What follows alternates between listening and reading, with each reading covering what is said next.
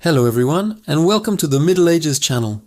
Today we're unlocking the gates and stepping back in time to discover what life was really like behind the towering stone walls of a medieval castle.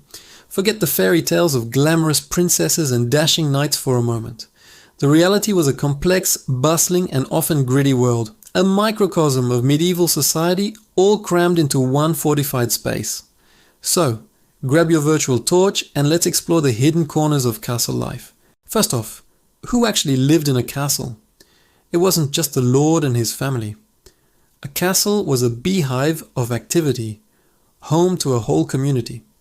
You had knights and soldiers, of course, sworn to defend the fortress, but you also had a huge staff of servants, artisans, and officials.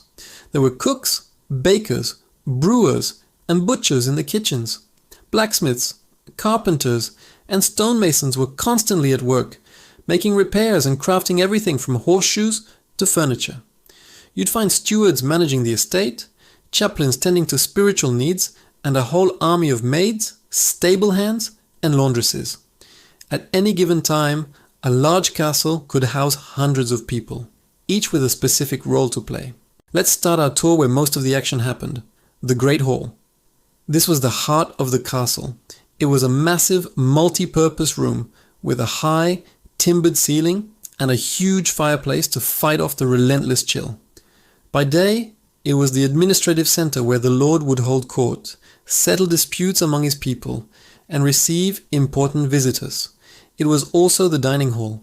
Long wooden tables would be set up for meals, with the lord and his family seated on a raised platform, or dais, at one end. The food they ate was a direct reflection of their status. The high table might feast on roasted swan, venison, and spiced wines, while those further down the hall got simpler fare like bread, pottage, a thick stew of grains and vegetables, and ale. It was noisy, smoky, and probably smelled of wood smoke, roasting meat, and unwashed bodies. At night, after the tables were cleared, servants and lower-ranking soldiers would often unroll their bedding and sleep right there on the floor, huddled together for warmth. Now let's talk about the living quarters. The lord and his family had the most private and comfortable rooms, usually located in the keep or a dedicated tower. This area was called the solar.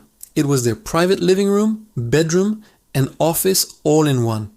It might have a large bed with curtains for privacy and warmth, a private fireplace, and even glass windows, which were a huge luxury. They might also have tapestries on the walls, not just for decoration but to insulate against the cold stone. This was a stark contrast to everyone else. Most inhabitants slept in communal dormitories or simply found a space in the stables, kitchens, or on the floor of the Great Hall. Privacy, as we know it, was virtually non-existent for the common castle dweller. What about daily routines? The castle woke up with the sun. The day was structured around meals, work, and for the nobility, a mix of administration and leisure.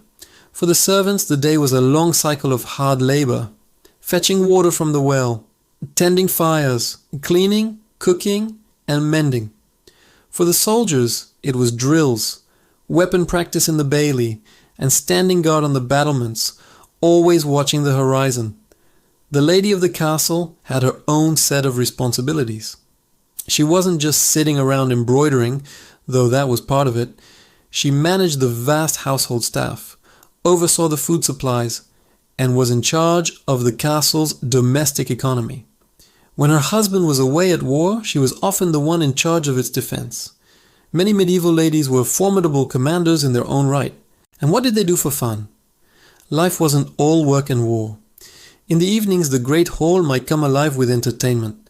A traveling minstrel or a jester might perform, telling stories, singing songs, or performing tricks. The nobility enjoyed board games like chess and backgammon. Hunting and falconry were favorite pastimes for the lord and his knights, both for sport and to put fresh meat on the table. Tournaments were the medieval equivalent of a major sporting event. A chance for knights to show off their skills in jousting and mock battles, although these were often held outside the castle walls. Let's not forget the less glamorous side of castle life. What about hygiene? Well, it was a challenge. Toilets, known as garderobes, were little more than stone chutes that emptied out down the side of the castle wall or into the moat. Not exactly pleasant. Bathing was infrequent. A wooden tub would be filled with heated water, but it was a laborious process, so the whole family might share the same bathwater, starting with the highest ranking person. The castles were often cold, damp, and drafty.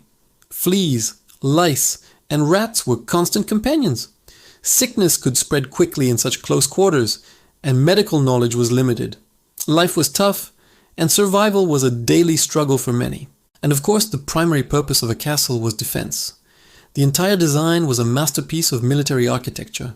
The thick stone walls, the high towers, the battlements with their crenellations for archers to shoot from, the narrow, arrow-slit windows, the heavy portcullis, and the drawbridge over a moat. Every feature was designed to withstand a siege. During an attack, the castle would become a fortress under lockdown. The gates would be barred, and everyone would retreat inside the walls. Life during a siege was terrifying. Food and water supplies would be strictly rationed. The defenders had to constantly fight off attackers trying to scale the walls, break down the gate, or tunnel underneath. It was a brutal, stressful, and often deadly waiting game. So the next time you see a majestic castle, look beyond the romantic image. Picture the smoke rising from the kitchen chimneys. Hear the clang of the blacksmith's hammer from the bailey, and imagine the hundreds of people scurrying through its corridors. It was a fortified town, a military base, a stately home, and a bustling workplace all rolled into one. It was a world of stark contrasts, of luxury and hardship, of feasting and famine, of grand ceremony and gritty survival. Life behind those castle walls was a rich, complex, and fascinating chapter of our history. Thanks so much for joining me on this journey back to the Middle Ages. If you enjoyed this glimpse into castle life, please hit that like button, subscribe to the channel, and ring the bell so you don't miss our next adventure. Let us know in the comments what part of medieval life you'd like us to explore next. See you in the next video.